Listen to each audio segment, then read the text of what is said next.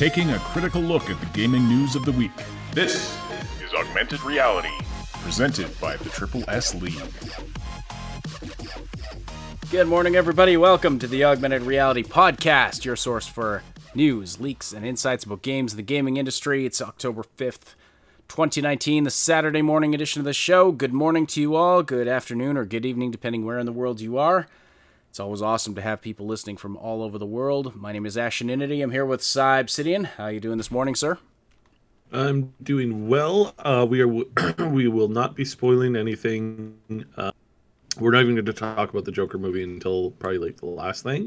Yes, so we've had a few people. If you're worried yeah. about it, we're not going to be doing spoilers. There's only one very minor thing that I want to mention that some like I've been looking around and like some people are like, well, that's kind of spoilerish, but then other people are like, well, let's face it, this is literally, and this is my complaint, this is literally every single DC movie. So it's a thing that happens in every single DC movie. So I don't think that's spoiler territory. I think that's but we won't mention anything until we get to it. So don't worry. The only thing I'm going to say for now, if you're really wondering, is definitely a go see. Is definitely a go see. So we're not going to bash it or hate on it. I think the negativity around this movie has been severely overblown. But yeah, so we'll cover that, but we'll cover that as the last thing.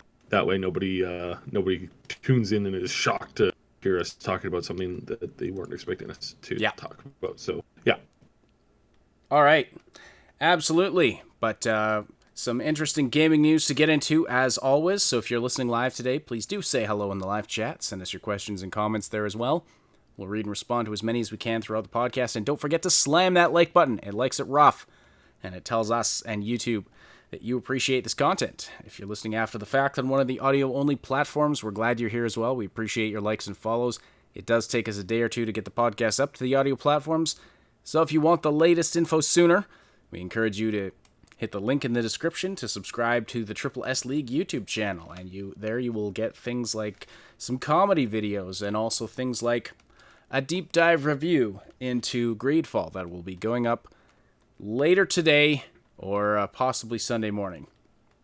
Well, we'll see when I can get that up. But anyway, we put up all kinds of gaming content there. And we also have a Discord community that is pretty active and has a lot of fun discussions going on. It's a great community. You can find the link to that in the description as well. So, hello to everybody who's already busy talking in the live chat. It's always great to see all of you. So, bunch of, I'd say rapid fire news today because, there's just a bunch of stories we're going to talk about. Not a lot of things that would necessarily go super deep on, but just a number of things that are of interest. It's kind of a slow news week in that sense, in that there's not a lot of deep news, but there's a bunch of other there are a bunch of things that we think you'd find interesting. So I guess we might as well start with Cyberpunk. New screenshot released. They're dripping out these screenshots, a couple of them every week now, it seems. It's pretty interesting to, that, they're just showing, I feel like they're teasing us. Like, I feel like they're just like, oh yeah, we know definitely. We know you want more info and we can't share any, but we're just going to tease you with these images. But you can see, you can see part of it in the screenshot I've got up, but here's the actual full screenshot. If you're watching on YouTube live or after the fact, you can see the screenshot that they released just a couple days ago. It shows some pretty awesome atmospheric and particle effects. Like, just the look of these sort of underground areas with the glowing lights is just super awesome, with all the people sort of standing around in silhouettes, but you have, the glowing lights. It says the Rinda Hotel there. Of course, a car on fire, because that seems to be that's the primary light and heat source in Night City. At least in Pacifica, people burning burning cars, setting cars on fire. The number of screenshots we've seen with cars on fire for this game is pretty impressive. They're definitely dedicated to the theme, but just the fog effects in this and the lighting just looks super awesome. I haven't noticed anything like nothing hugely revealing. Have you, Saib? No, just the hotel. Is that a hotel? Is that like the Rinda Hotel or Rindo Hotel? Is that something from I think it's Cyberpunk lore Window. that you know of? No. Well, no, Okay, sort of, but not really. No, all right. I don't know. I don't know if it's the same thing or not. So Okay. I'm gonna assume it's not. And are those Japanese characters? Yeah. Okay. Oh yeah. This is Japanese. Um. That's another thing. Yeah. Like, one of the things I'm looking forward to in this game is just the convergence of cultural factors. You know, of all these different cultures that are going to be sort of woven into the history and the setting of Night City. It's going to be super interesting. Yeah. No. I'm definitely looking forward to it. And stuff like this is kind of really interesting when it's like outside the hotel things are burning. Then like literally 10 feet away, it's like a high end hotel with fancy stuff. Probably a couple of very large guards with several turrets to back them up, keeping their guests from having to deal with the rabble out on the street. So it's very interesting, like how they set this up. It's like, huh, cool, interesting. Time Being in the chat says Cyberpunk 77 equals car on fire. Joker equals man on fire. Wonder if it is symbolic? Yes. Our studio's on fire. Please send help. That's that's what we're getting at with all of this. Thank you for seeing through our mysterious layers of metaphor. So, anyway, we also have it's been announced that Cyberpunk 2077 will have a presence at PAX Australia. Going to be 3 sessions there, and presumably some interviews and things that will be coming out of that. And so we'll definitely be keeping our eye on that, bringing you any tidbits of information that we can grab out of what comes out of there. There's been a lot of whispers, and we're hearing that they've got something cool that's going to show up there. So I don't know how much we can trust that yet. That's like I said, rumors, lots of whispers. So we'll see if that's particularly something that's going to be super cool or not. So we'll see how we'll see how that Can goes. we expect anything new? Like I was reading I that. think well, and that's what I'm hearing is that there's going to be something new there. But I mean, they said that before for like every interview, which technically is something new here and there. But as far as like a visual, it would be about the time that fits in with that would fit in with the timeline that they've been doing for new video content, even if it's just another like even if it's just showing a few seconds from new clip or something like that, new combat type or weapon, katana or something like that. Like there's a whole bunch of things that the community's been begging to see, and we haven't been shown. And so maybe this is the moment, or this is the opportunity that we're looking at to get. So yeah, it's gonna be interesting. And I suspect that we're gonna get something. I don't know for sure, and I wouldn't say for sure whether it's like 30 seconds or a minute of new footage. Like don't put your money on that, but obviously there's going to be some interviews, and obviously somebody's going to ask something that hasn't been asked before. They're not going to go all the way to Australia to basically repeat everything that they've said before. because they don't even do that. They always say something a little bit new, even if it's a new topic and it's discussing it from a new topical point of view. It's kind of interesting. So yeah, that's basically how that goes. Kind of in a related note too is the studio is really there's lots of people at the studio that's kind of happy right now because the states just signed a thing with Poland to make travel and visa applications super easy for anybody living in Poland. So this is going to give their team a lot more flexibility as far as like moving around and traveling around once that kicks in, and that's kind of a cool thing. So it's a small thing. It's not terribly like it's not groundbreaking in any way, shape, or form as far as like companies, corporations normally deal with this, but it is something that's going to make life a little bit easier for back and forth between North America and Poland. So that's kind of cool too. So Interesting. Yeah, very little minor thing that popped up that you might go, oh, how's that going to work? I mean, does that really work? And actually, yeah, it's kind of a big deal for a lot of people in the industry that it's an industry where there's a lot of people that move around and bounce around. And this also goes the other way too. It's going to be easier for if you wanted to go work for cdpr, and if you're an American citizen, it's actually going to make that process a whole lot easier as well. So that, again, that's something that's kind of cool. It's not not super prevalent to Cyberpunk right now, but I think it is going to help the studio overall, because whenever countries do this, it just generally makes it easier for people to work back and forth together. So yeah, so that's pretty cool. Indeed. Yeah. Yeah. Now, speaking of the the CDPR going to PAX in Australia, and by the way, they are currently in Russia at Igramir, as Ark in the chat points out. Thank you for reminding us of that. Yeah, they are there.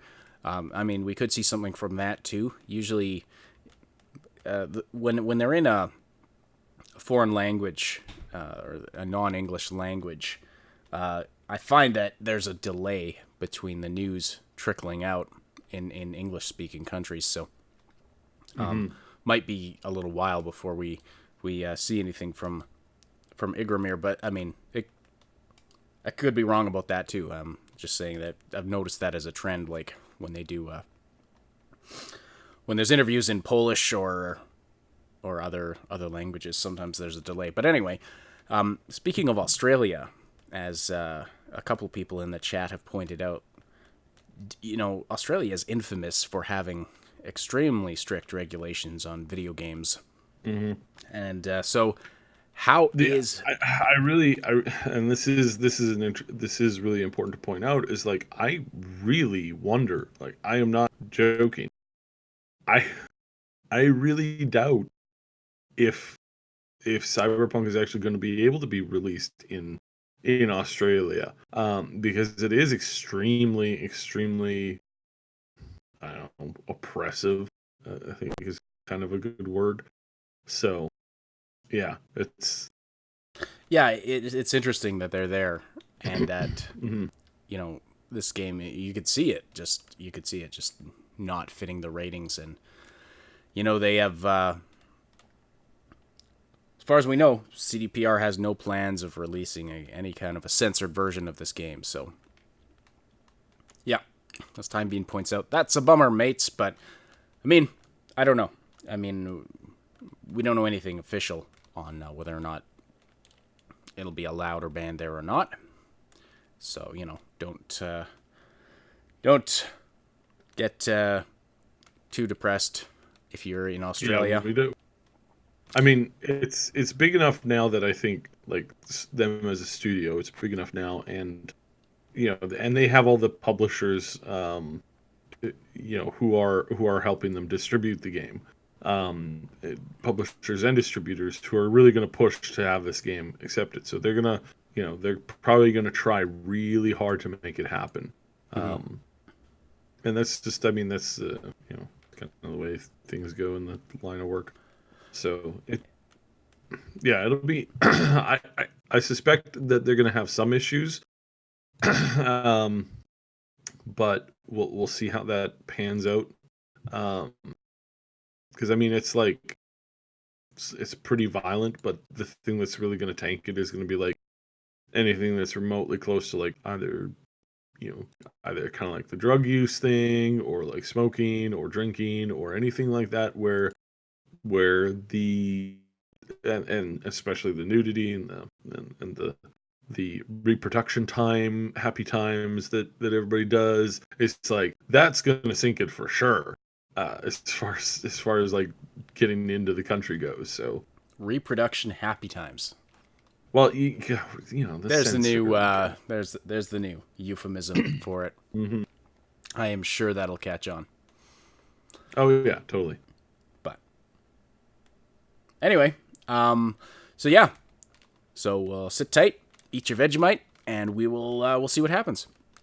Mm-hmm. So, Red Dead Redemption 2 is coming to PC, to the surprise of exactly nobody. But yeah, we know the official date now. It'll be coming on on Rockstar's own launcher on November 5th, and it'll be launching on Steam in December. So there's a bit of delay there. It looks like they're trying to get people onto their launcher first. And they have a pre-order deal where they're giving you a bunch of other games if you pre-order it and stuff like that. It's also going to, I have read, I don't know any details, but I have read that it will be available on the Epic Games Store as well, and as well as other storefronts. So I don't know. I don't know when it'll be coming available on those other storefronts. All I know is that it comes to Steam in December. But if you want to get it on Rockstar's launcher, you can get it on November 5th. Yeah, and about time. It'll be interesting to see what kind of mods come out for the game, and it'll be really interesting to see what kind of goons come out for the modders. So, because that's a thing. Yeah, exactly. But yeah, I mean, I've been looking forward to trying this one out. It'll all depend on how much time I have. That's shortly after The Outer Worlds comes out, which is coming up pretty quick. We are 20 days and counting out from that, October 25th. And now that the hype for The Outer Worlds, I've noticed has died down significantly, but I'm still excited for it. And we're still planning to do some content for it, so hopefully you all are interested in seeing that. I mean, of course, let us know. We have a content requests channel in our Discord server where you can let us know what you want to see. Time Bean says Time Bean's excited for Outer Worlds still. Nice, but gonna wait for Steam. Fair enough. Again, it will be available directly from Microsoft as well as on the Epic Games Store. I know, the hype for it got dampened by the fact that it was on the Epic Games Store. It was an Epic Games exclusive, except it is not a full exclusive. Because It's still really, really, really, really down. Like the positivity of this game was probably like a 9 out of 10 overall. After the Epic Games announcement, it dropped to a 2 out of 10. Yeah, it's very unfortunate because it does look like it's going to be a stellar game, not a AAA game, but a stellar, at least AA game. I don't even know how you delineate what counts as a AA or AAA budget, but it's yes, epic fail. That's right. But yeah, it definitely did kill the hype a lot, and that is very unfortunate. And so I hope that doesn't, I want to see more of this from Obsidian. I want to see they're going in a good direction. Their ownership by Microsoft, as we've talked about a number of times before, the fact that Obsidian is owned by Microsoft now, they have that funding behind them, and Microsoft is taking a more hands-off approach with the development. I really hope this arrangement could work well, because this, this could really lead to some solid like it could really beef up the sort of double A game, the standard for like double A games, or maybe even bring like all the best parts of sort of the indie to double A industry, you know, where they actually have to work and make a good game in order to make money, that kind of thing. It could bring that into the larger budget realm where they have the more money to do what they need to do, and you know, just push it up that extra level and flesh things out more and polish things more.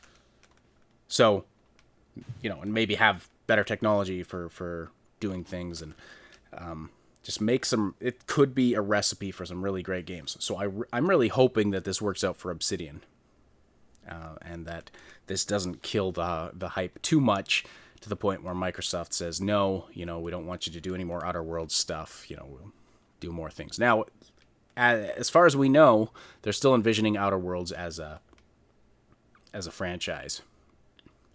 Mm-hmm. But even if they move on to other things, like even if they say, no, we're gonna try something else. Yeah.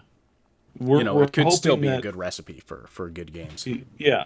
No, and I think what with Microsoft. Now, Microsoft, again, they might be able to come in and save this from a really negative release. And just to like, so again, to just to give you guys some like general like idea of like how bad this has been for other studios going over to Epic as far as like their release dates. So again, I've talked about this game before, but Rebel Galaxy 2, or Rebel Galaxy Outlaw, whichever one you want to call it. This game was sitting at like, I think like they were close to, from what I heard, they were close to like 250,000. Basically, they're sitting around like 250,000 wish lists in and around that for its release. That might be a little high. It might have been closer to like 100,000, but it was in there. It was close. And ultimately, what ended up happening is when it came out to the Epic Store exclusively, and it was absolutely nobody noticed. Not only did nobody notice, nobody was interested. And the initial like what they were initially expecting for at least, like I said, at least 100,000 dropped down to a few hundred, and like to a few thousand, to, in the worst case scenario, was like a few hundred people bought this game. It has next to nobody playing it on Twitch, despite the fact that it's a very like Twitch friendly game. Like the core concept is pretty friendly in how it's like moderate progression, good fight scenes, enough downtime that the streamer can interact with the people pretty constantly. Yeah. Except it just didn't go. And everybody says, well, it's because we don't like the Epic thing. It's like why would we play this on Epic? We don't care. Yeah, they had gone from like, a couple 100,000 views on like YouTube videos and stuff like that to basically nothing. Basically just not getting any traction whatsoever. So yeah, that's not a good thing. It's really not a good thing. So Arnk in the chat says Epic Game Store has been a good thing for me, saving tons of money on not buying crap. Yep. And Time Bean with the one-liners today, impressive. If you can't afford another A, make the 2 A's you have bigger. I love it. Yeah, I love it. Thank you for the witty and insightful quips in the chat. Definitely appreciate that. So I want to shout out Somnolence on our Discord server, who asked, and this is kind of what I was addressing before with the whole bridging the double A to triple A thing. Somloans was asking about this in our Discord chat earlier this week, and so is it the exact question was, do you think it's possible to bridge the gap between double A and triple A without just acquiring more money to spend on development to keep up with mainstream gamer expectations? And I mean, it's like double A and triple A really are a measure of budget, and so it's hard to to go from double A to triple A. You literally do just add more money. But I think the spirit of the question is more like, is there a way to get the sort of some of the quality and the heart of certain double A games and indie games that are passion projects and that have that seem to be more focused on the things that gamers care about, good story, innovative gameplay, that kind of a thing, but pair it up with the ability to create a technically solid game. I'm going to put that in the dreaded air quotes, because I mean, how many AAA games releasing half finished, full of bugs, just seems to be the norm now. But let's put that aside for a second and say, like, you look at a game like Anthem, it looks beautiful. It just there's nothing to do in it, the animations are smooth, but the people look dead in the face, kind of a thing. It's better than Mass Effect Andromeda was, but still. I think that the solution to bridging those two things is the kind of arrangement that Microsoft has with Obsidian, and that's why I want to see it succeed. Mm-hmm. A hands-off approach, let the game developers. Really What's that? I said, and this really is a good maneuver. This is really good for both them and for the studio, and I think that what we're seeing here at the beginning, in the early steps of this, is like we will have a resurgence of good Microsoft published games, because they've understood the failure and the mistakes of doing what they've done in the past, and they know that they can't do that again. If they do that again, then they're really toast. Yeah. Yeah. Ali Mahfouz asks, what about single A games? They're never in any relationship, so lonely and depressing for them. Yes, well, I actually don't know what the difference is between a single A game and an indie game. I don't even know if there is a designation, but probably just comes down to the dollar amount of what their budget literally is. So, bottom line, I kind of put, even up to, games that are, of a double A budget, like Greedfall, you can consider those. Some people consider it an indie game. So, yeah, it just comes down to the amount of budget, but the amount of budget, it affects the scale of the game you can make. It affects the scope of the game and the type of the game you can make. Does not affect necessarily the quality of game that you can make. Mm-hmm. You can blow $250 on a game that is just an empty, bloated piece of crap.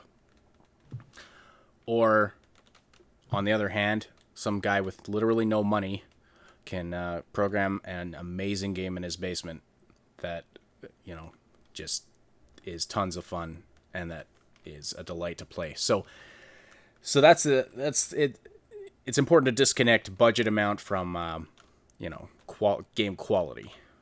So like AA, AAA, single A, those are not designations of quality. They're simply designations of dollar amount that was spent on the game. So there you go.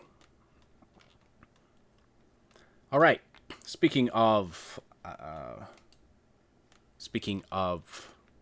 Epic exclusives, I apologize, by the way. My voice is, I feel like I'm swallowing sandpaper right now. Yeah, I've been fighting a cold all week. It has been going around. Let me tell you, it has been going around everywhere. Yeah, and it's really rough. Yeah, it's really rough everywhere. Literally, but, yeah, literally, some of these pauses are me just kind of having to stop and swallow, or because my throat is so dry right now. But anyway, so Borderlands 3, apparently, we reported a while back how, they were saying this is, it sold 5 million copies in its first 5 days or something, and then it was the fastest selling game in 2K history. But apparently it underperformed according to Wall Street, as Take-Two experienced a stock drop in response to Borderlands 3's initial sales. Now, it was a relatively small stock drop. This is not going to tank the company or anything, but it is an interesting indication about the perception that investors have of how well games should do with how well they actually do. Mm-hmm. And so you have Borderlands 3, literally they were bragging about it as, the best-selling game right out of the gate that they've ever released, and yet somehow it underperformed. Mm-hmm. By a lot. And so where do these estimates come from, and how are the analysts getting it so wrong? Well, it's not so much wrong. It's over valuing it, and they do this all the time. Everything in their mind must be just absolutely doubling its sales or tripling its sales or blah blah blah blah blah blah blah. And this is the stupidity of the modern, not the whole stock market, but some aspects of the stock market, some aspects of the way that they want. They want infinite growth, like year over year over year over year over year. There was one fellow that, and I think you know about this. I think you might know who I'm referring to. So this fellow started a thing, and it went really crazy good. And they had year over year 100% to 200% boost to their to the people using their products, buying their products. And this happened every single year for like 10 years straight. And so 10 years in, he's thinking, oh well, they're gonna double up everything all over again, right? No, he didn't double up that year. They only went up by like 20%. And why is that? Because there was a finite amount that he could sell. There was a finite amount of this product that he could sell. And he ended up going bankrupt. He ended up losing everything. And they ended up selling out to Disney, I think it was. And it's like, oh, that sucks. That's brutal. He didn't even get top dollar for it. He got like moderate dollar for it. But why? Because he overshot. Because he was told by a bunch of financial analysts going, well, you've had 100% increase on your progress every year. Obviously, that's going to continue indefinitely. It's like, no, you idiot. At some point, you're going to hit a plateau. And then what you do is you then ride the plateau. Or you go into a different market, or increase, start growing in a different product or in a different place. But there's no way that you can just expect, eternal growth. Like, it just doesn't happen. And that's what some of these gaming companies want. What were their numbers based off of? Their numbers were based off of, well, the console market for the current consoles has sold X number of consoles in the entirety lifetime of the last 8 years of this console. So clearly, all of them are potential buyers, and we expect that 90% of them will be buying it. It's like, God, you people are so stupid. And this is if you ever wonder why I get so annoyed with other people in my industry, other analysts and other financial consultants, it's because they're just stupid as, like, there's like donkey stupid, and then there's like chicken stupid, and then there's like doorknob stupid. where it's like it barely functions to do one thing, and a doorknob will never do anything other than do what it's supposed to do. And that's about what the level of intelligence of some of these people are in this industry. They just don't understand. First of all, not even 80% of those consoles are still active. Idiot. Most of those consoles are either replacement console, not most. A good number of the consoles that they've sold are replacement consoles for the previous console that of the same one. So the original, the original Xbox and the original console comes out 8 years ago. They have their time, but then the new Pro, and the upgraded, versions, they come out. And so what does the person do? They go and they buy the new one. Where's that previous console sitting? In their closet, or got sent to the recycler, usually in the closet somewhere. It's like that you're not potentially selling 2 copies to that one person. You're selling maybe 1 copy to that one person. Maybe. But they look at it going, well, the numbers clearly indicate. It's like when it's like one of the big screw ups on the whole ET game, and some of you lore buffs will really like this. So the lore on the ET game is they made more cartridges for this game, for this ET game. They made more cartridges for this game than there were consoles. This was back and in not the by Atari a small days. amount. Yeah, this is back in the Atari days. They made more cartridges. For you, those of you who don't know what a cartridge is, it's like back in the day, you had a console, and then you had to buy this little box thingy that had the game in it, and you had to plug that into the console for it to play the game. It's like a memory card. Yeah, but it's kind of like the a memory size of a card, dinner but it only, plate. Yeah, but it only Basically. carries one game, and most of the time didn't even have a save feature. But at any rate, they produce more, not a small amount more, a vastly large amount more of these games than there were consoles out on the marketplace. That's really funny. So I didn't that's even like- know that. I'd heard about the ET game fiasco before, but I did not know that. It's like if you were running a car store or vehicle. Why is it always? It car always store. comes back to car salesman for you. Yeah. Somehow.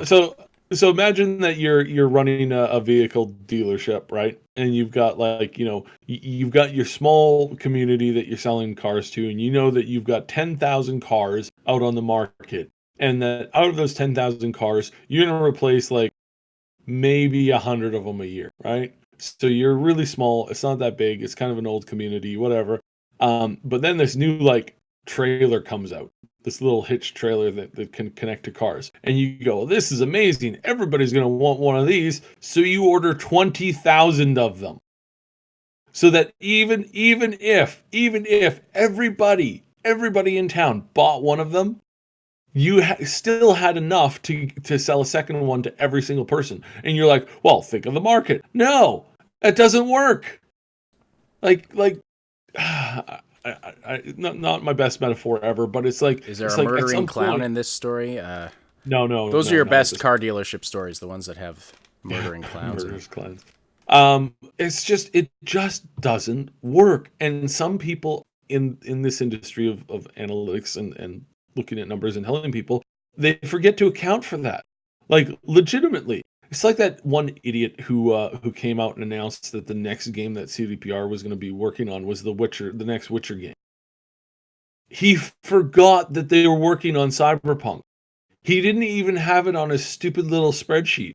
And he's like, oh yeah, the next game we're expecting out 2022 or 2020 was going to be the next Witcher game because they haven't made a game for like 4 years. So obviously the next AAA big game is gonna come out. Is going to be another Witcher game. It's like, you absolute fool. You don't even understand the thing that you're talking about because again, it's not on your spreadsheet, therefore it doesn't exist. Or if there's no cap on your spreadsheet, in which case of what happened with 2K and Rockstar here, is that they assumed that the analysts who were looking at this assumed that they would just continually make that there will be no ceiling on what they could sell. And it's so moronic and it's so stupid that it literally makes you like, it literally makes my head hurt. I'm like, It's like tunnel vision. how? It's like they have serious tunnel vision and can't do a quick Google search somehow. It's really, really Yeah. weird. No, the tunnel vision thing is absolutely 100%. Um, there's like, I was just doing a research on a murder case, and like a bad habit, a really bad habit that detectives can sometimes fall into is that they develop tunnel vision on a single person, and they try to make the facts fit around that single person, even when they're stretching. And in any job, you have to have enough intelligence and enough brain power to go, okay, I think we're tunneling down on this. This isn't good. Let's reboot the whole process, and let's look at this from a new perspective, because yeah, this isn't working. This is not working. We're headed towards the cliff if we continue to do this, because it's just not working. Well, It's like, here's a general life lesson. You know, when you want to find out the truth on everything, follow the facts and the evidence. Don't take them and try to make them fit in some idea that you already have. You know, if your idea is correct, the evidence will lead you back to it. But yeah, just follow. If you're concerned about finding truth, I mean, if you're not, then yeah, if it's not something you're interested you know, in, and it appears like, and this is very relevant for a lot of different topics today. But yeah, being open-minded doesn't mean just following every whim of idea that you hear. It just means you're willing to question your own beliefs, and you're willing to follow the evidence where it leads, rather than trying to make it fit into a preconceived. And we do it without even realizing it sometimes. Anyway, I won't go into a long diatribe about that, but yes, it's important to not have tunnel vision. It's important to be truly open-minded if you want to find the truth about anything. And then when you're in a predictive field like being an analyst, I mean, there's no way to be 100% accurate all the time, but you could at least do a Google search and figure out what a game company's working on before predicting what they're going to put out next.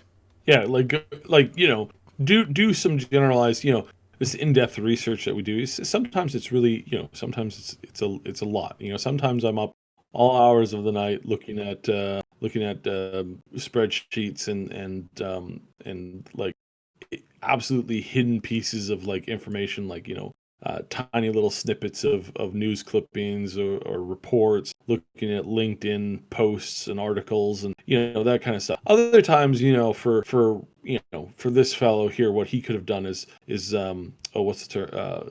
Really, really difficult thing. It's called going to their website. Yeah. Just preliminary research. Just go to their website and look around for 5 minutes tops. It's like you might learn something new.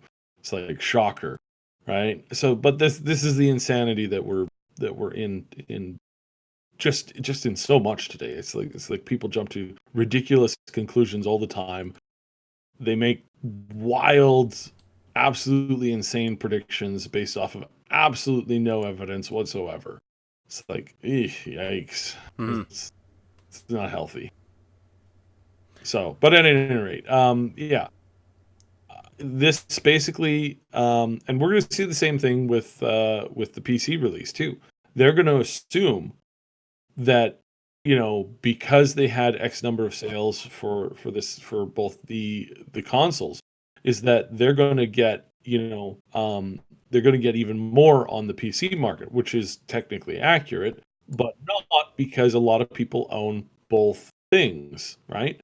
And while somebody may pick it up for the PC if they've already played it on the Xbox or the PlayStation, I don't think they're going to do that on day one. I think that'll be something that happens, probably a year or two down the road, when they see some cool mods, or when some kind of an expansion or something is out, or maybe when they get a new computer, or maybe when their old console dies, or maybe whatever.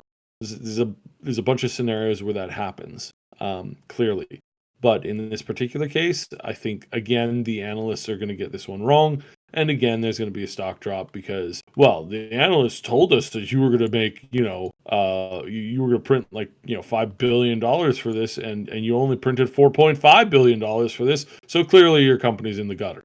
It's like, and I have no love for this company. I really don't. I really, really don't.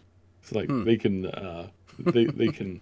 Both of these companies it's like they've grown too big, too powerful, and they have lost what it means to make good games, good products. As far as like not good, like connecting with their, how do I say this? It's the whole Submato thing. It's the whole sending people to people's houses to, to force them to stop what they're doing, because not that it's illegal, but it's just that the company wants this product to be released in one particular way, and they're not interested in having it released in any other particular I'm just picturing some Take-Two exec sitting back in his big leather chair with a big cigar right now, listening to this podcast, and he just breathes a big puff of smoke and says, "Time to send in the goons." Yeah. Right. All right. So, good luck finding us, you son of a... Anyway, that was not a challenge, by the way. So, in this week's Water is Wet news, EA doxed a bunch of people. What is it with these companies? Yeah. And just having zero security on their freaking websites. So it's not security, because again, this wasn't a hack. This was like, okay guys, hey, it's time to sign up. Everybody needs to sign up for this thing. It's going to be really great now. Everybody sign in. And some guy's like, okay, well, I'm just going to sit down here, pull up the website, log in, and it says I'm already logged in, and all my information is already logged. That's not my information. and my name is Jackie Chan. Like, wait, yeah. So EA has there was a glitch in their website that just people were logging in, signing up for the FIFA 20 users. Yeah, there's people signing up for the FIFA 20 Global Series. Were logging into the website and then seeing other people's information. How does this happen? I mean, it happens when your company is absolutely the worst company in the world. Yeah, but I mean, it's been happening. It's been happening more and more often with multiple companies. We had it with the ESA recently surrounding E3, and then there's been issues with Epic. There's been issues with other big companies. It just, you know what? You give a game company your info, you can get doxxed. That's the new rule. Yeah, no, and it's like I don't want to get into like conspiracy theory stuff, but it's really convenient how this stuff like manages to pop up for certain companies and certain groups when they want it to. It's like when mistakes always happen, but they always happen to favor like one particular person or one particular group or one particular organization. It's like at some point you gotta scratch your head and go, I really wonder if maybe this isn't just a coincidence. Maybe this is something to do with, I don't know, them just getting away with this now. It's dirty. It's dirty is what it is, because it continually happens in a way that it benefits one particular group or one particular thing, and it's like that. You're really encroaching on crazy talk when you get here, but it's It's like, yeah, you gotta admit at some point it's possible. My brain's in too much of a fog to really understand where you were going with that, but but anyway, that is There's some class A subtext there. Going on I kind of figured, for and I'm for not for some stuff. I'm not in a mental state to dig for subtext. Yeah. But anyway, speaking of massive game company screw ups, we've got sort of a multi-layered one. So we talked about Ghost Recon Breakpoint on the last podcast, and how they have some of the most ridiculous microtransactions that have ever been in a game ever. Basically, you can just buy progress. Mm-hmm. Like, you can just buy progress. You can literally buy experience points or skill points. You can, you can buy boosters. You can just straight up buy tiers on the battle pass, and it's absurd. But anyway, so Ubisoft came out at, now that the game is officially released, they've retracted a bunch of these and said, basically, oops, we didn't mean to put those in there. Like, it was a big accident. We didn't mean to put those in there yet. Well, that's the thing, they were right? supposed to come out. They were supposed to come out after everybody sent their reviews in. After everybody told their buddies, "Hey, you got to buy this game. It's really good." Oh, and there's not even any microtransactions. There's like one or two, but they're not really big or that that impressive or whatever. And it's like, I see where we were going with this. Yeah, and that's an interesting point, Sword Sister. Something we talked about a little bit the other day too. Is like, are they pushing these to the extreme because they know they're going to get clamped down on soon? Could be. Anyway. Yeah. So the keyword was, like, they gave the explanation that they weren't supposed to be in yet. The explanation for it was, well, we were going to add these in later to help new players who need help catching up to everybody else who's been playing since launch. Now, that smells like some grade A BS to me. You think? Just a little bit? Just a little bit. Smells more like, we didn't want to have these at launch when everyone puts their reviews out. But then again, I don't even know if I believe, I don't know if that's the BS, or if the BS is that they didn't intend to have it in at the beginning to begin with.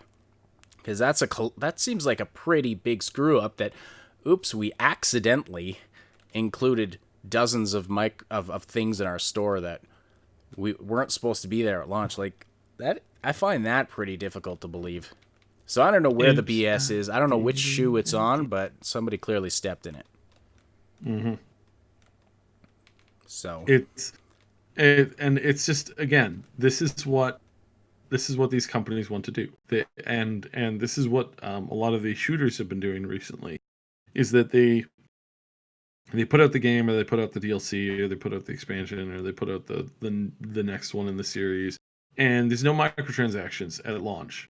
And then, boom, 3 weeks after launch, month after launch, they're in. Oh yeah, and there's been a quote-unquote rebalancing to, like, experience gain. So that you have to do, what's that? You have to use the experience booster. Oh, and it's only 50 cents, guys. I mean, come on. And you could buy 50 of them. You buy 50 of them when you buy, like, a big pack of, like, $140 worth of their microtransaction currency. It's like, you just get them as a boost. I mean, that's like free, guys. Like, come on. It's like they're giving away, like, $25 or $50 worth of this stuff. Like, come on, they're just giving it away. What do you mean they invented the problem, then sold you the solution? It's like it's so aggravating, because you look at this and it's just so disappointing. It's so disappointing. And these companies are so piranha-esque, blood-sucking mosquitoes. It's just disgusting, and it keeps getting worse. And you're like, at some point, somebody's got to stand up and say something. You'd think, but no. Not for this. We're not at that level of like, um, we're not at that level of like, respecting player base or respecting just respecting people in general. It's like, oh, it makes me sick. Um, Thankfully, there are still there's a lot of new companies, new devs that are on the horizon that aren't going to be playing these games. Aren't playing these games. They're playing the normal game of making a good game, selling it to you at a decent price, and then offering like the tangible like upgrades in the form of like actual expansions and stuff like that. Well, yeah, This is coming. if a This is company coming. if a company needs to increase the profit they're getting from a game, you know, uh, yeah, make some expansions for it. Like you've done most of the heavy lifting thus far. So it's not like building a new game from the ground up. You're using your existing infrastructure, and make a whole other game that's the same size, and sell it for you know half of the price of the original game, and or maybe not. I shouldn't say of the same size. I'm just thinking of like there's been some game expansions like Death of the Outsider, for example. Just use the engine and the assets of Dishonored 2, and it was a short game, only 5 missions, but it was definitely worth the price for the amount of gameplay, and it cost a fraction of what the original game cost to actually make. So they could make a whole entire other game. You could make a game the size of the original game for a fraction of the cost and sell it for almost the full price. I'd be happy to pay that if it's a good game. It doesn't matter to me if it's got some reused assets and infrastructure. Am I making any sense? I'm getting a little No. a little foggy No, in the brain. You're making sense. It makes sense. Sell it's fun. expansions, sell some good DLC, like good value DLC. I'm willing to pay for. But yeah, stop with all this microtransaction nonsense. Because the reason I don't like, it's not a game I would have played anyway. But Breakpoint, I would never play it because I don't want to feel like I'm at odds with the company that made the game. I don't want to feel like they're just out to try and take advantage of me. And it was the same feeling I got about Rage 2. I had a lot of fun playing Rage 2 from a combat perspective, but then the story was really short, and then found out, they're going to be selling story DLC 3 months after release. Well, screw that. Not interested. Yeah. No, and very much justifiably so, because this kind of stuff is disgusting. It really, really is, and they just keep doing it for some reason. So, all right, you are listening to the Augmented Reality Podcast. Love seeing everybody so active in the live chat. It's been some great conversation this morning. If you want to keep the conversation going after the live broadcast, we welcome you to join our Discord community. You can find the link in the description below. It's a place where you can chat with us and other Triple S fans about all the things we love to talk about. Stay up to date about everything we're doing here at the Triple S League. Click the link below to join. And be sure to say hi to us in the welcome channel. We're going to get into our Joker movie review. Now, this is going to be a spoiler-free review. Now, of course, we're going to be discussing some thematic elements and things like that. We'll discuss things that were in promotional materials and trailers. So, there really shouldn't be any spoilers except for extremely, extremely minor ones that aren't, like, crucial to... it's not going to spoil your experience of the movie. yeah.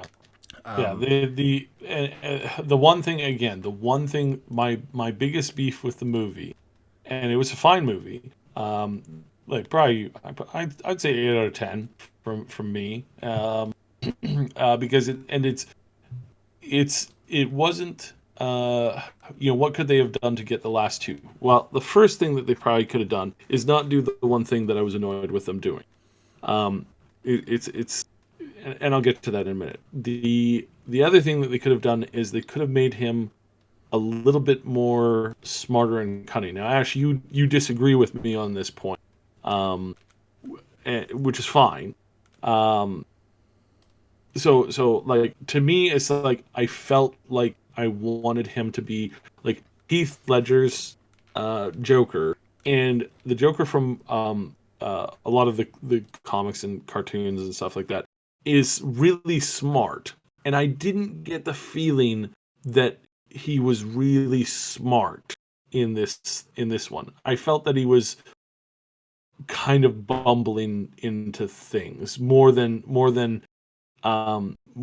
thinking things through. Now, that, again, this is a fairly minor quip for me, but it was one of the things, because I feel that it's one of the Joker's strong points, is that he is intelligent enough. He's master level intelligence, because he can outsmart most people. But again, he doesn't have any reason for it other than doing whatever he just wants to do, whether that's make somebody laugh or to make them laugh and then make them die immediately following that, or whatever. It's the insanity that is the Joker, right? So that's kind of how I approach it. It's like I'm not 100% sold on this particular version, because he seemed a little bit more like an idiot than normal. And I don't mean like idiot. I mean like just not quite as cunning. Just wasn't as as smart. Yeah. Okay. Because that's the point. Is like anybody can bumble around and look like an idiot, and in some cases, some of those people might even be worshipped by the masses, given the right scenario.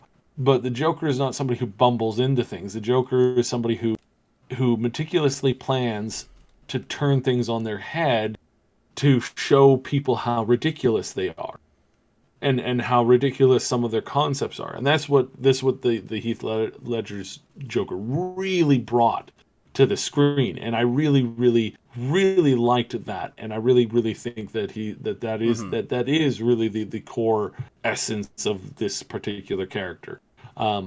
And so that was my only that was the one big beef that I had with it, which did not sour how good the movie was and how very well the character was portrayed in the way that they were portrayed, to the point where I still say, yes, it's a very, very good movie, and it really is. If I'm not being a little on the petty side, it's definitely like a 9 out of 10 for sure.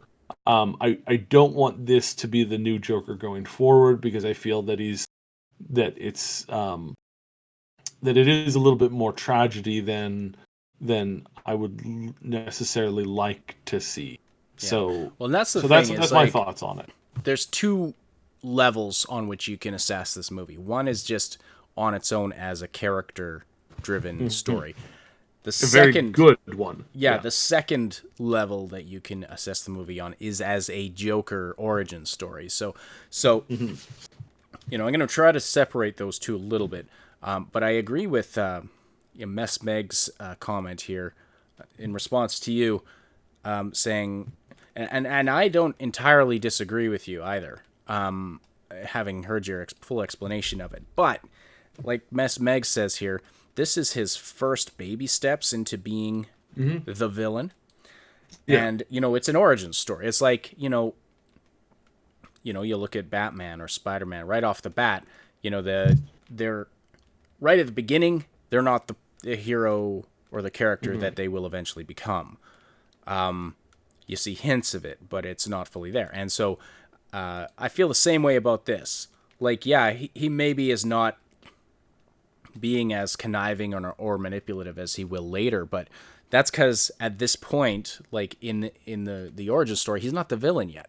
He's just a guy dealing with some stuff, dealing with life. Like, this is him before he becomes the villain, and then he just at the end of the movie, he's he is becoming that. And so, And I can see where they could leave room for his mental power to increase in the future, because again it really needs to. It's like bumbling idiot. I'm again can sometimes and just a quick little sidestep from this. This is actually why I think that that in the 1, 2, and 3 episodes of Star Wars, why the original thought, there's a lot of people saying that if you look at it from, and there's a lot of evidence to support it, that the bumbling idiot in the Star Wars prequels, uh, Jar Jar Binks, was actually like a Sith Lord the whole time. And there's a lot of evidence in the first movie to really, really make that true. And if you sit down and you listen to it and you look at it, but he was so reviled that I think George Lucas lost his nerve on it and decided to go a different route and well, decided to like change the I mean, story I don't know how much considerably. credibility I would. There's also a fan theory that Han Solo was the greatest Jedi that ever lived. That is fairly convincing if you actually look at the evidence, but that's clearly not the case. I look at that. Now I know the one you're talking about, and I do look at that, and that bears credence, but not for the way that some people look at it. It's called scoundrel's luck, Well, and yeah. there's actually in the SWTOR, not SWTOR, I think it's in SWTOR too, but in the KOTOR second game, they really actually like focus on that. They actually kind of like that's an actual trait that you have, and it's basically like it's just turning the force power into basically this thing that just gives you luck. Um, hmm and that makes sense to me. But no. In this particular case, it's like bumbling idiots are not good villains. They're Now, they're good temporary villains. They're not good for long term. I agree on They're good that for a point. laugh. Where I will push back is that I don't see the Joker in this movie as any kind of a bumbling idiot. What I see, because he does things throughout the movie that require a high degree of intelligence, and he does. You start to see some Mm-hmm. of that conniving and that planning, and that he does have some opportunities dropped on his plate that he takes advantage of. Like he doesn't just he doesn't orchestrate everything from behind the scenes.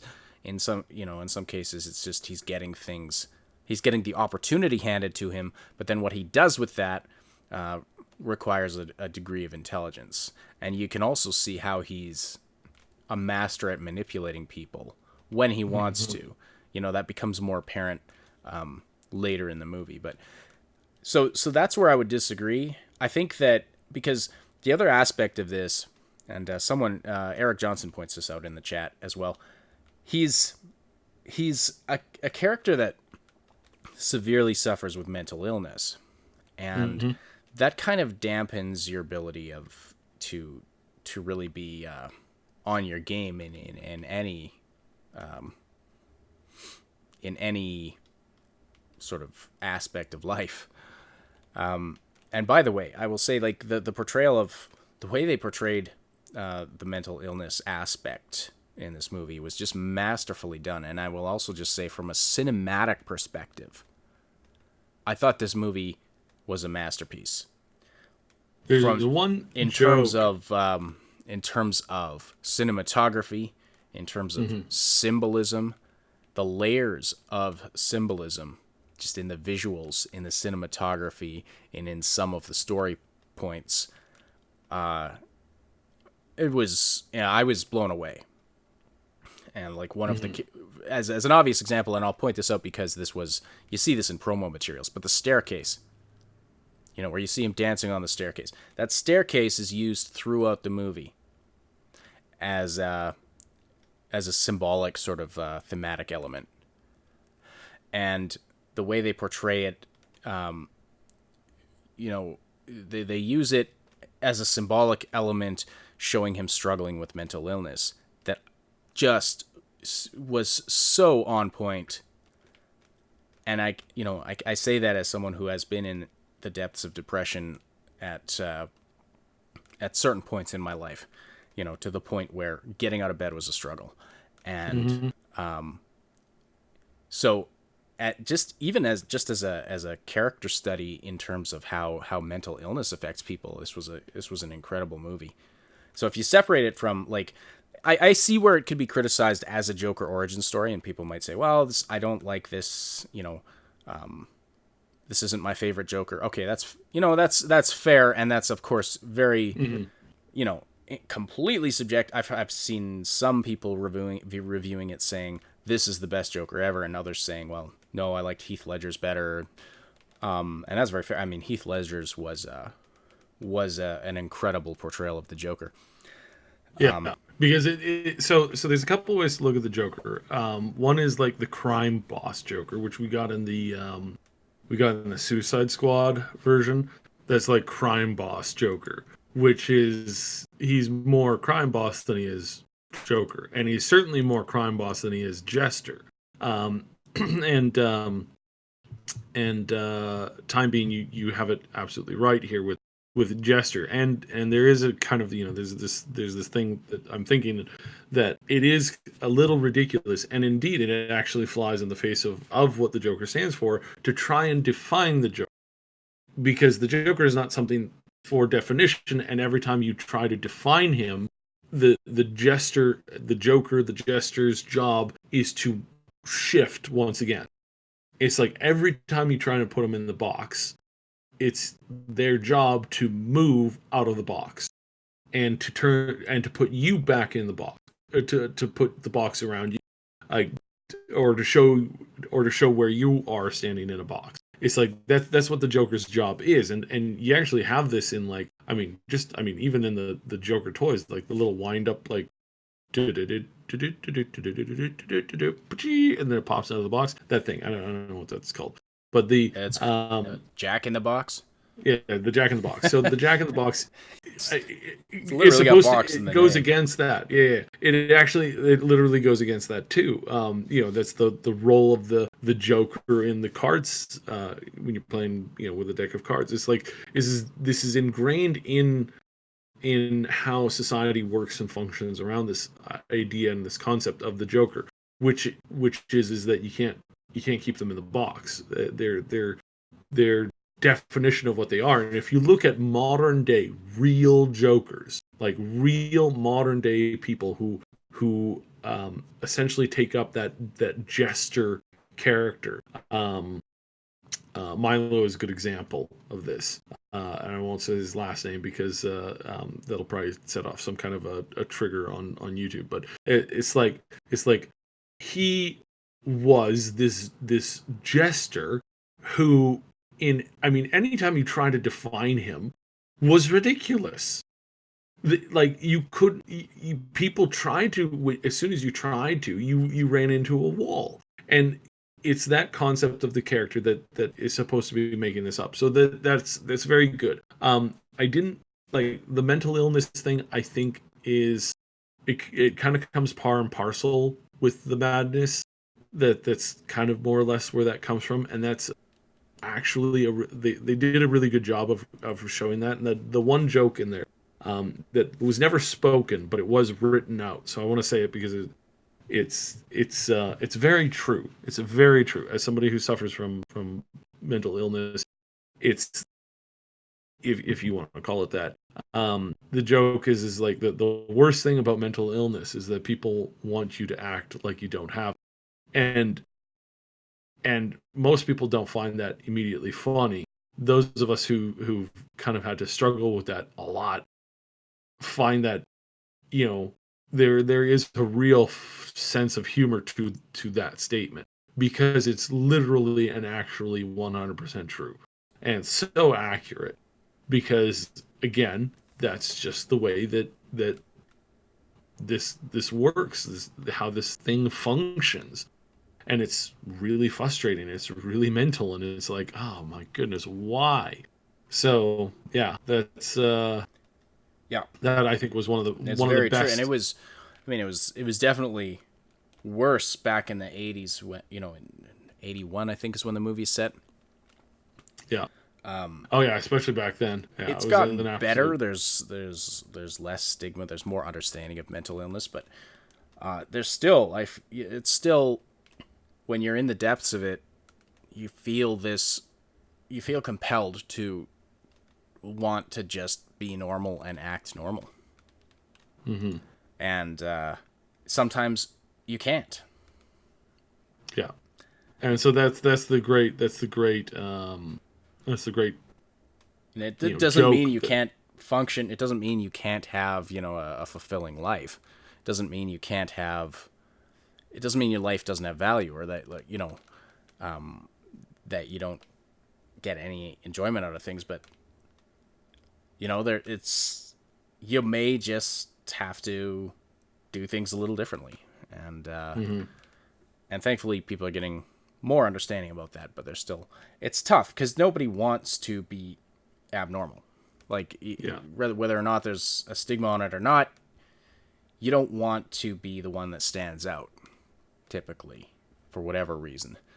And it's hard to get over that, and hard to sometimes accept. Well, no, sometimes I have to accept my own limitations, and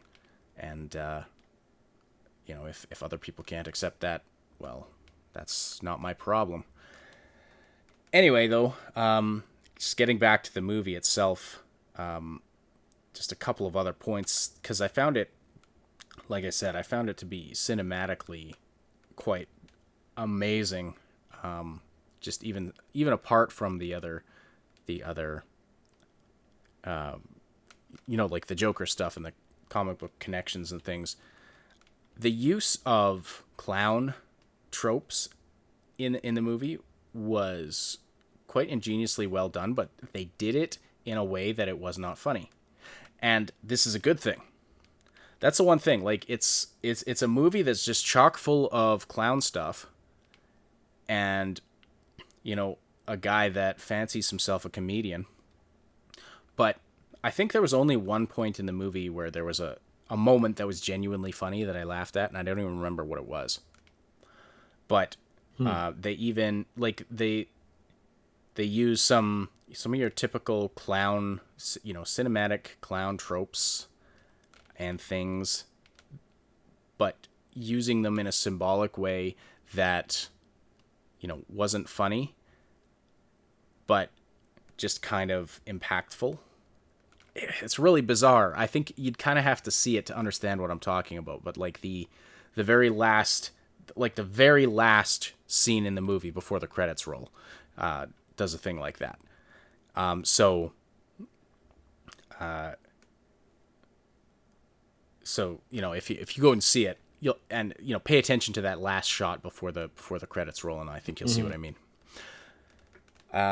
But yeah, like I thought it was incredibly well written, incredibly well designed from a cinematic perspective, and as a Joker origin story, I thought it was decent. I mean, I'm not, I wasn't really into the Batman comics or anything, as a kid, so I'm not. I didn't go into this with a particular, vision of the Joker in my head. So I think if you have that, if you're into the comics or, a bigger Batman fan than I am, you might have a stronger opinion about it as a Joker origin story. I don't have a really strong opinion about it as a Joker origin story. I really liked it. I see it working, but it's not like, this movie isn't designed as, like, it's designed to be a standalone, kind of separate from the DC expanded universe. So it's not like I don't believe Joaquin Phoenix's character is going to be appearing in future movies. They say that, but well, I mean, yeah, it could happen. Obviously, it could happen. No. My point is different. They say that it's kind of separated from the DC universe, except it has the same thing. I seriously, I went back and I counted through the movies and I looked at it. Now I have not caught every DC universe movie. I have caught a lot of them, more than 10. and I went through and I counted every DC movie I've seen, except for one, and also minus the two other movies within the series that, I mean, it's kind of mentioned, but it's not actually like it's mentioned, but it's not shown, overly again and again and again. So in pretty much every single DC movie, and I'm at this point, I am honestly sick of it, and this dropped the whole thing. Like, even though I was expecting it, even though I knew it was coming, even though it fits here more than it fits in any of the other movies, the one thing that still really irked me considerably was how, again, in this movie, there's a Batman origin story. And it is to the point now where I'm just sick of it. If I see another Bruce Wayne with his parents leaving a theater, getting gunned down, I think I'm going to legitimately lose it. Because in even movies where it's not supposed to be there, you think, why would they focus on this? Here it is. It's like, I have seen that to death so much that, again, it's like in the first 10 minutes, I was like, I bet you this is going to show up somewhere in this movie. I'm just counting on it. And within the first 10 minutes, I was like, no, this is definitely going to happen. And No, again, I was right. And it's in every dang movie. Every single time. It's like, how many times do we have to see Bruce Wayne's parents get murdered? I don't know, but it's legitimately. I watched somebody like put a like a montage of them together, and it's like I don't know why every director in Hollywood wants to film that scene over and over and over and over again, because it's not even a good one. It's, as far as revenge, as far as like stories go, it's not even close to why anybody would think this way at all. That this would be something that has to, like, this is good cinematography. This is a good origin story. It's a pretty normal origin story. It's not, especially for a city that has like a lot of crime. It's like, oh, you're super special, Bruce. You're the only one who lost their parents as a child. You're literally the only one who's ever had to go through that. Like, good lord.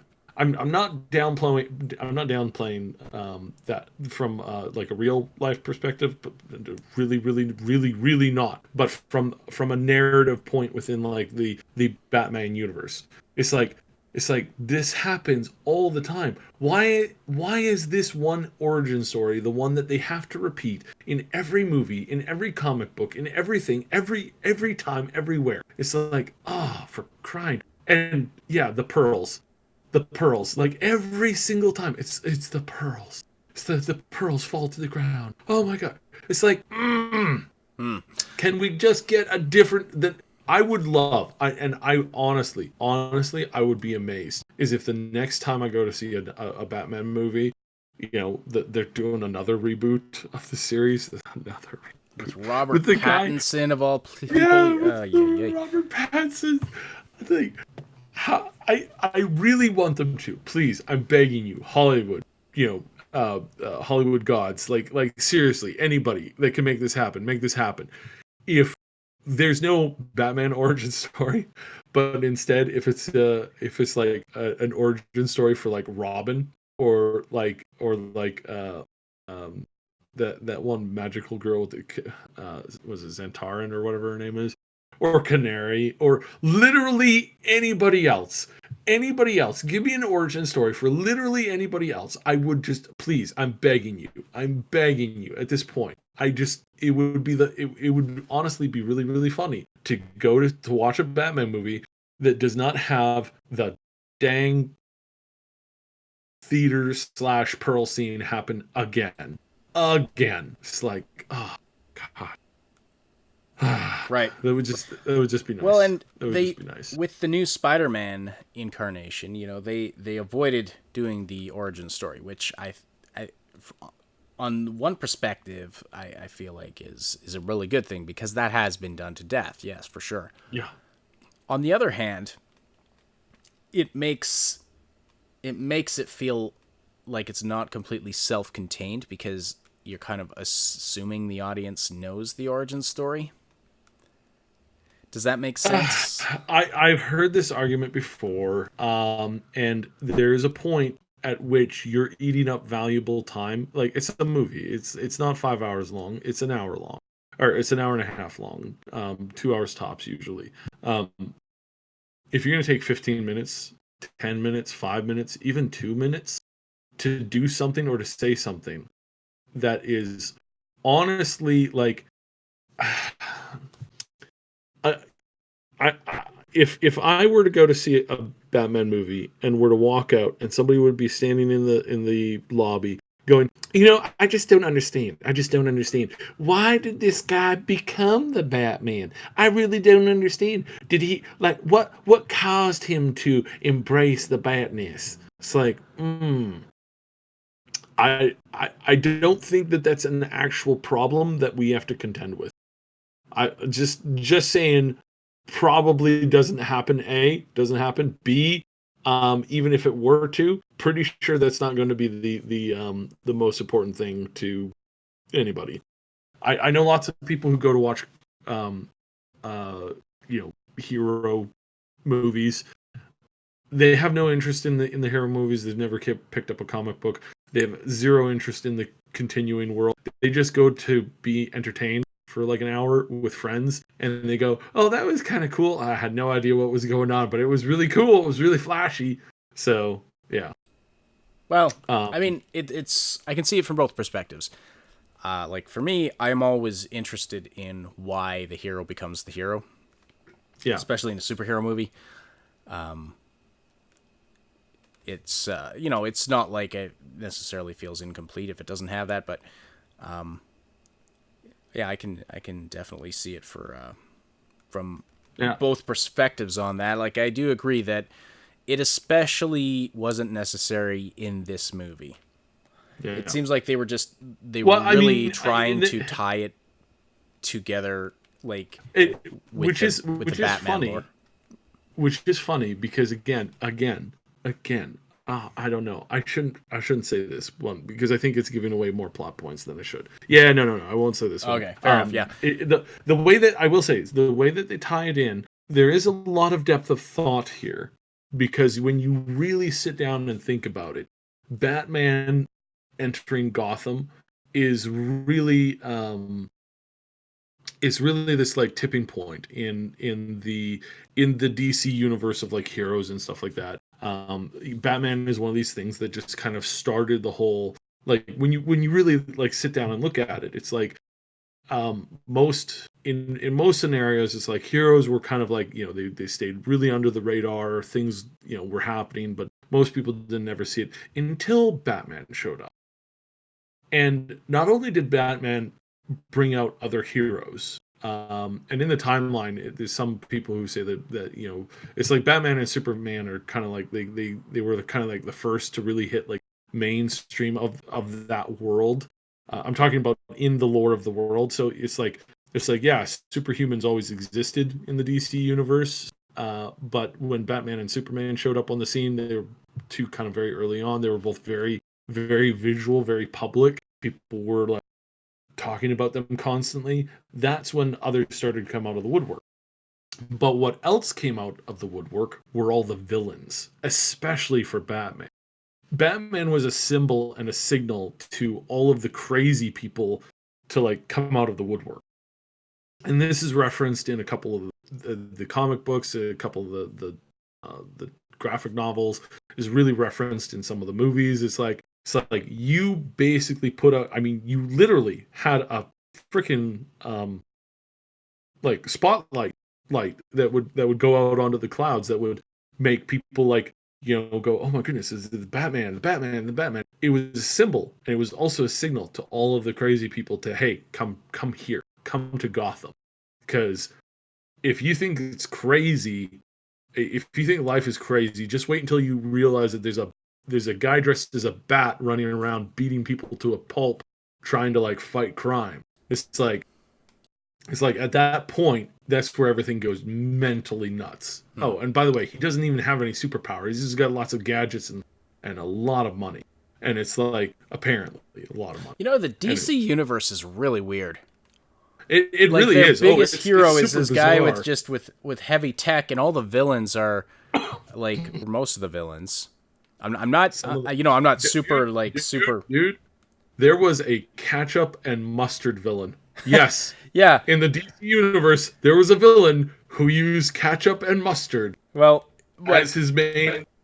Yes, that was an actual I get thing. that, but yeah, like you look at Batman, and now I don't have extensive knowledge on all the villains, but it seems like most of them are like they're either just super insane and super intelligent, or just have really good technology. Same with Batman, super smart, super strong, lots of awesome technology, and so. At first, it seems like, that's sort of what superheroes and supervillains are based off of in this universe, and yet somehow you also have Superman. And then other people with actual superpowers. It's really weird. Plus, the other thing I wanted to say is, how Batman has this rule about not killing anybody. I am pretty damn sure he's killed a bunch of people. You see how hard he hits? I know, right? It's like... I remember watching, I think it was the second Dark Knight movie, and just in the opening of that movie, he's like beating some guys up, and I'm sitting there thinking, oh, that guy's dead. Oh yeah, that guy's definitely dead. Oh yeah, him too. I swear he's broken a few necks. By the way, I think it was a College Humor, I can't remember. There's this one video on YouTube where it was so funny. It's like Batman comes in and he like fights a guy and like he literally breaks the guy's neck and the guy like falls over. And the cop and I think it was Penguin. They're sitting there, they're going, "Oh my god, Batman, you just killed him." It's like, "No, I didn't. I don't kill anybody." It's like, dude, his neck's broken. No, he's not. His neck's not broken. He's just sleeping. It's like, wait, what? Batman, do you think everybody who dies is sleeping? Yeah, just like my mom and dad. They took a nap outside the theater, and they're just sleeping. They'll be back. Everybody comes back. It's like, oh dear Lord, he's crazy. And they have this realization that Batman's literally crazy. It's like, that is hilarious, and indeed one of the best moments. I like Eric Johnson's message in the chat here. Batman doesn't kill people. He just causes extreme brain damage, paralysis, not death, but death-like symptoms. Yeah, death-like symptoms. It's like, and honestly, it's just comedic gold in my humble opinion. But yeah, that is honestly more or less what. It's just too funny. The origin. Funny. So anyway, the origin scene. It I agree that it didn't need to be there, but it does not ruin the movie. It's kind of a throwaway almost. It's like one scene, literally, the Batman origin story scene. So it's not even a full origin story. It's just kind of that crucial moment from Batman's childhood that we're all very familiar with. But other than that, definitely go see this movie if you're at all interested in it. It was fascinating. It's a psychological thriller. I mean, if you're easily disturbed by things like it, you might find some of it disturbing, but that's, I mean, you can say that about pretty much anything. So okay. So, just want to quickly, mention this. So we're going to have, we have, on Wednesday, we're going to have a guest on.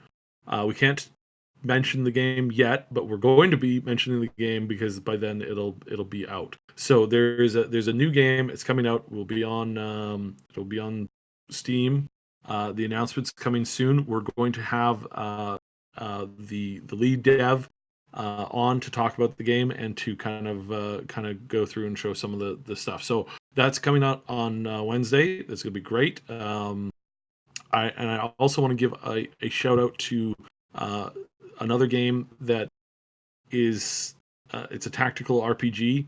It's currently on Kickstarter. It has hit its fully funded portion, and so it's going ahead. They have a lot of gameplay from it, so it's like they're deep into development. It's not something that's like, oh yeah, we are hoping to make this happen one day. It's not like that. It's like they're actually legitimately deep into development, and the game is looking pretty darn good. And it's called Solasta, Solasta, Crown of the Magister, and it's it's looking really, really good. I'm really hoping for a really good character creation and some other stuff, but this is looking like a really good game. So just wanted to give that one a shout out. But then yes, on the Wednesday we're gonna have a really great show. So be sure to tune into that. So all right, sounds good.